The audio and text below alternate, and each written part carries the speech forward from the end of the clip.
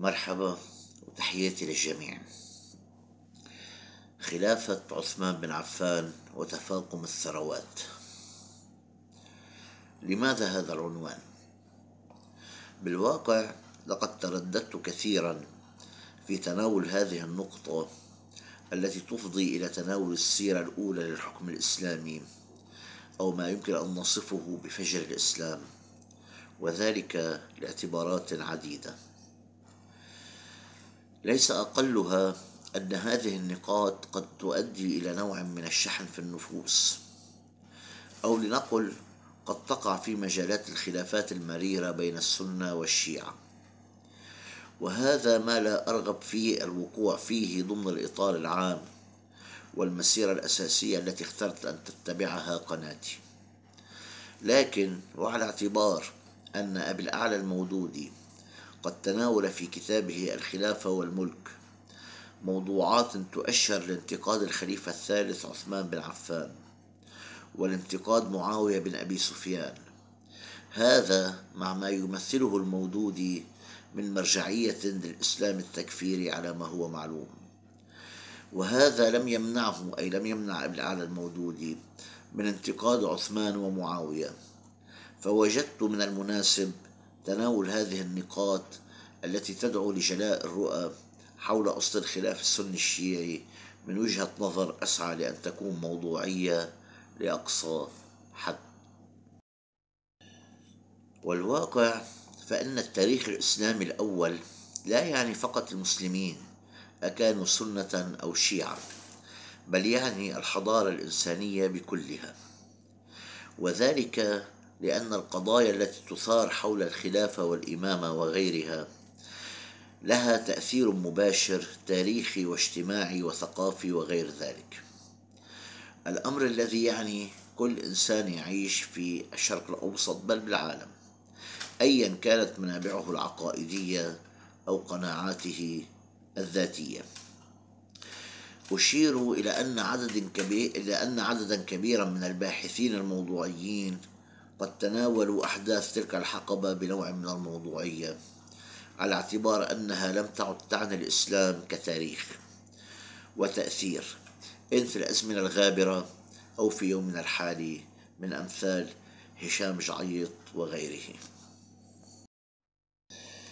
وعلى هذا أبدأ بذكر هذه النقطة الأساسية على أن تكون عنوانا أوليا لمجموعة من التسجيلات التي تغطي طبيعة الاجتماع السياسي للمسلمين في فجر الإسلام، متمنيا أن لا يحمل كلامي على وجه طائفي أو مذهبي، والسعي دوما يكون بطرح رؤية وقراءة معينة للأحداث التاريخية التي ما زالت تصبغ مجتمعاتنا بصبغتها وتؤثر أيما تأثير على حياتنا في مجتمعاتنا الحالية.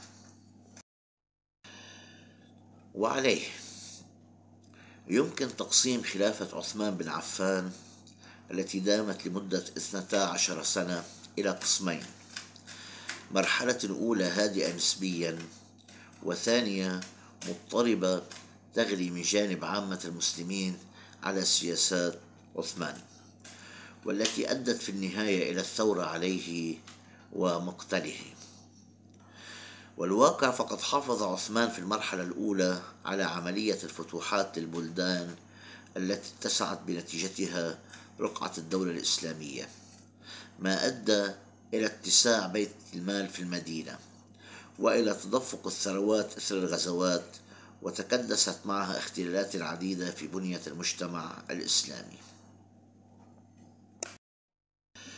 والواقع فقد كان نصيب المهاجرين، طبعا المهاجرين معروفون من هم، يعني هم من أهل مكة الذين هاجروا إلى المدينة وسميوا المهاجرين، وأهل المدينة هم الأنصار، وهذا أمر معلوم. وكان نصيب المهاجرين حظا وافرا من الثروات، وفي ذلك يقول المؤرخ المسعودي في ثروات بعض الصحابة، يقول: وذكر عبد الله بن عتبة أن عثمان يوم قتل كان له عند خازن من المال 50 دينار و1000 درهم، وقيمة ضياعه بوادي القرى وحنين وغيرهما 100,000 دينار، وخلف خيلا كثيرا وإبلا. ويتابع المسعودي: وفي أيام عثمان اقتنى جماعة من الصحابة الضياع والدور، منهم الزبير بن العوام بنى داره بالبصرة، وابتنى أيضا دورا بمصر والكوفة والإسكندرية. وبلغ مال الزبير بعد وفاته 50,000 دينار، وخلف الزبير 1000 فرس و1000 عبد وأمة، وخططا بحيث ذكرنا من الأمصار. وبخصوص طلحة بن عبيد الله يقول: ابتنى داره بالكوفة، وكانت غلته من العراق كل يوم 1000 دينار، وقيل أكثر من ذلك. وبناحية الشراط أكثر مما ذكرنا. وشيد داره بالمدينة، وبناها بالآجر والجص والساج. وعن عبد الرحمن بن عوف يقول، المسعودي طبعا: ابتنى داره ووسعها، وكان على مربطه 100 فرس، وله 1000 بعير، و10,000 من الغنم. وبلغ بعد وفاته ربع ثمن ماله 84,000. وعن بقية الصحابة يقول المسعودي طبعا: وابتنى سعد بن أبي وقاص داره بالعقيق، فرفع سمكها ووسع فضائها وجعل أعلاها شرفات. وذكر سعيد بن المسيب أن زيد بن ثابت حين مات خلف من الذهب والفضة ما يكسر بالفؤوس، غير ما خلف من الأموال والضياع بقيمة 100,000 دينار. ومن شاء التأكد من هذه المعلومات فما عليه إلا أن يراجع تاريخ المسعودي. ومعلوم أن المسعودي مؤرخ له وزنه في نقل التاريخ الإسلامي وفي تحديد ماهية المجتمعات الإسلامية منذ قيامها إلى عصر وفاته. وعليه على هذا التقديم نخرج بالملاحظات السريعة التالية.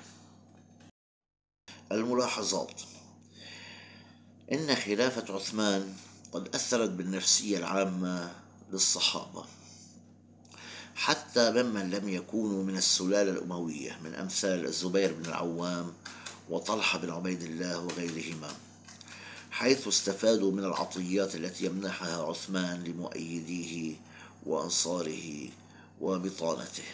2. إن كبار المهاجرين قد استغلوا البحبوحة التي عاشت فيها الدولة الإسلامية الناشئة ليزيدوا من ثرواتهم، مستغلين علاقاتهم الطيبة بعثمان الذي سمح لهم بتكديس الثروات ليكسب تأييدهم. 3. على الرغم من أن كل المسلمين شاركوا بالغزو، إلا أن قلة يسيرة من المهاجرين قد استفادت منه في جني الأموال بموافقة من الخليفة الثالث عثمان بن عفان. 4. خروج عثمان عن سيرة أبي بكر الصديق وعمر بن الخطاب التي تميزت بالعدل والتقشف والضبط الحازم للأموال، بينما عثمان نحى باتجاه التساهل في إفساح المجال لبطانته وأقاربه وعماله لتكديس الثروات على حساب بيت مال المسلمين بلا رقيب أو حسيب. ثم إحاطة الأمويين من أقاربه به، لعثمان طبعا، وتعيينهم على الولايات الإسلامية، ولم يتوقف عن محاباتهم وتوزيع مال المسلمين عليهم بشكل غير شرعي. ثم خلافة عثمان بن عفان كانت تشكل بطريقة أو بأخرى التمهيد الأولي لبلورة الملك العضوض بقيادة بني أمية فيما بعد، وتسلطهم على الناس وشرائهم الأمم. وهذه من الأمور التي ذكرها طبعا أبي العلا المودودي بالمجمل وليس بالتفصيل، ويمكن مراجعة كتابه عن الخلافة والملك في هذا الإطار. وهذه النقاط يشير إلى بعضها على ما ذكرنا أبي العلا المودودي في نقده لعثمان في كتابه الخلافة والملك. كل هذه الأمور وغيرها أثارت حفيظة المسلمين وأكابر الصحابة من أمثال أبي ذر الغفاري، فاعترض على عثمان أكثر من مرة دون أي جدوى في التغيير في السياسات المتبعة لدى عثمان. وشكلت هذه الأمور مجتمعة البذرة الأولى للثورة عليه ومقتله، والذي أدى بطريقة أو بأخرى إلى نشوب الفتنة بين المسلمين. وقد يكون لنا مقاربات أخرى على التاريخ الإسلامي في ذلك الحين لبلورة رأي أسعى لأن يكون موضوعيا بأقصى حد. إن كان هذا الموضوع أو هذا التسجيل يجد صداه لدى المشاهدين والمشاهدات الكرام، وأن لا يفهم بطريقة لم أقصدها، وهي قد تكون أو قد تتبلور بأنه قد يكون المرء مجيشا لهذا الطرف أو ذاك. المهم أن السنة والشيعة طرفان إسلاميان بقناعتي، والخلاف بينهما وأن امتد لعقود أساسه لابد من توضيح المجال فيه، أي في أساسه، لتحديد مكامن الإشكال في تاريخنا، وصولا لأجل إيجاد الحلول التي تنبثق من تاريخنا بعد ذكره وتمحيصه، في سبيل أن يكون تاريخ أجلى وينعكس على واقعنا الحالي بالخير والإحسان والبحبوحة. وشكرا.